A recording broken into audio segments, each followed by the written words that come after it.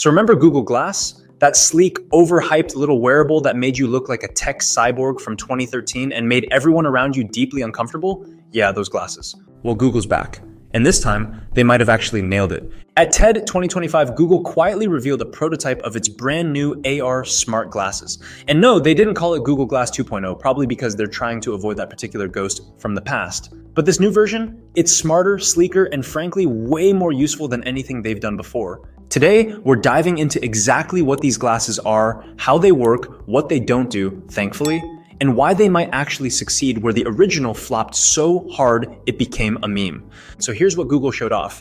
A prototype that looks almost indistinguishable from regular glasses. That alone is a big deal. One of the major reasons the original Google Glass crashed and burned was because it made you look like you were filming everyone at brunch or starring in the next season of Black Mirror. This new version, it blends in on purpose. But it's not just about looks. These glasses are smart, like actually smart. They're powered by Google's Gemini AI, and what that means is you get real-time translation, visual search, memory assistance, and more without ever needing to pull out your phone. One demo showed a user having a conversation in Farsi, and subtitles just popped up in front of their eyes, translating it in real time. Imagine that. You're traveling, someone speaks to you in another language, and you read their words like a real-life subtitles track. No awkward fumbling with Google Translate or pretending you totally understood what Kili Mamnoon meant. Another feature called Memory helps you remember where you left things or what someone told you hours ago. It's like having a photographic memory if your memory also happened to be run by a trillion-dollar tech company. Now let's talk about how it works. Instead of trying to cram an entire computer into your temple like last time, Google made the glasses light and lean. The real processing happens on your phone, which stays in your pocket. The glasses are more of a display and sensor hub using a full-color diffractive waveguide embedded in the right lens. Basically, the lens becomes a tiny transparent screen that overlays helpful visuals without making you feel like Iron Man on steroids. What you don't get is just as important. There's no creepy, always-on camera pointed at people, no awkward blinking controls, and no flashing lights that make people wonder if they're being live-streamed at the grocery store. Google really seems to have learned from its past missteps. And that's probably the most impressive part. They didn't just build better hardware, they redesigned the experience to be less disruptive, more helpful, and way more human.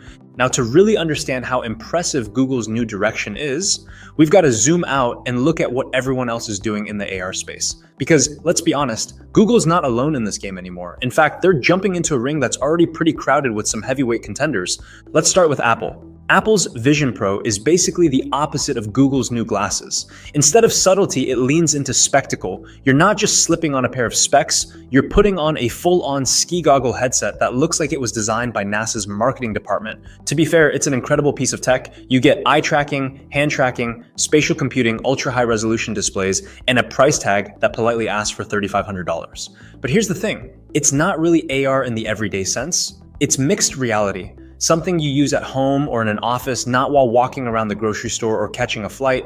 The Vision Pro wants to replace your MacBook. Google's glasses just want to quietly tell you where your gate is and maybe remind you where you put your wallet. Different tools, different goals. And then there's Meta, who after lighting a few $1 billion on fire in the metaverse, has refocused its efforts on something much more promising: smart glasses.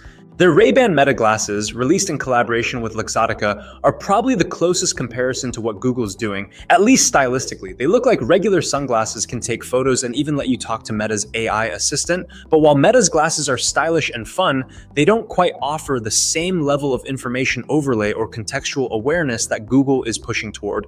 They're good for snapping photos and getting quick voice answers.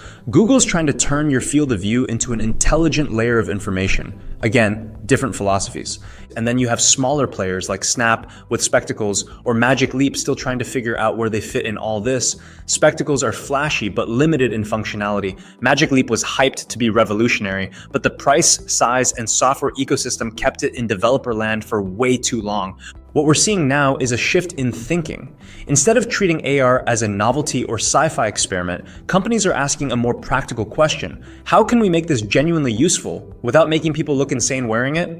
That's the space Google's new glasses are aiming for. It's not full-blown virtual worlds or replacing your desktop. It's assistive ambient computing, smart enough to help, subtle enough to forget you're wearing it. And maybe, just maybe, that's the version of AR that finally sticks. Now, if all this has you excited about AR glasses, but you're not exactly thrilled about waiting another year or two for Google's prototype to become available, good news. There are already some really cool options hitting the market right now, each with their own fresh take on the smart glasses formula. These aren't leftovers from 5 years ago. These are brand new releases, and they're finally starting to deliver on what AR glasses were always supposed to be. For example, the X-Real Air 2 Pros pack big visuals in a discrete design. You get a floating 130-inch virtual screen in front of your eyes, great for watching movies, gaming, or basically turning your phone into a personal IMAX. And with dimming features that help cut glare and eye strain, it's one of the most polished AR display experiences out there.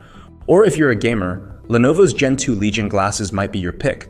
Lenovo built these specifically for gaming on the go. They plug right into your phone, laptop, or even a Switch, and give you a massive 120Hz virtual screen. They also have built-in speakers and a surprisingly good mic setup. Think about how these could make flights and bus rides an absolute breeze. And some other honorable mentions include the X-Real 1, Rainio Air 3s, Viture Pro XR glasses, and if you're interested, make sure to check out my XR glasses video where we cover these more thoroughly. So yeah, while Google's AR glasses might be the future, there are already some pretty futuristic options out there right now. Let me know in the comments, which of these would you actually wear in public? Are you waiting on Google's release or ready to dive into what's out now? If you found this breakdown helpful, drop a like and don't forget to subscribe for more deep dives into the latest tech.